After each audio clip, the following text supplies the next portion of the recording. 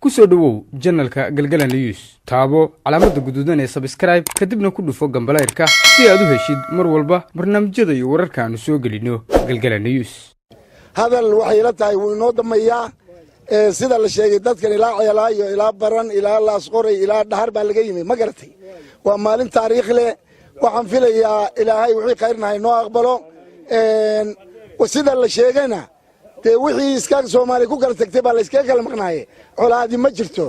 xisaabun baynu sugu imananaa iyo wada hadal iyo danka hadal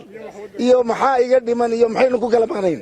sidaas iyaduna waa dhamaanaysaa insha Allah suldaanka wuxuu yiri berbera hadda warsagalayo berbera intii aad deganeedeen baa ugu foolxun waa runtii suldaankuyo ninba hadda koor reer hawda waxa la yiri warbad inteedina waa ku jirtaa nin reer hawda hadda koor waxa la yiri warbad ka waran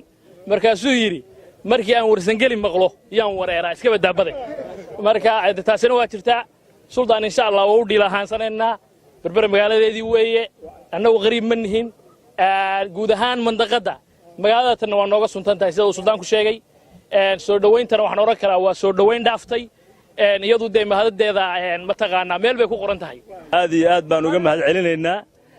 runtii waxayna tusaysaa ahmiyad weyn dareen weyn bayna gelinaysaa annaguna waxaanu rajaynaynaa in wanaaggaas wanaag la mid ah inaannu haddii alla idmo aanu raxmaxaanka hore aanu u celin doonno wanaag baa laga ceshaa dhulkayagii baanu nimi dadkayagii baanu u nimi gobolladayadii baanu nimi sida suldaanku sheegayba dee annagu qariib ma nihin degaankayagii weeye horena ugama tegin haddana waxaanu rajaynaynaa horumarka iyo wanaagga la sameeyey ee la qabtay wixii qabyo ka ah inaannu annaguna qaybteeda ka qaadan doonno haddii alla idmo aad iyo aad baad u mahadsantihin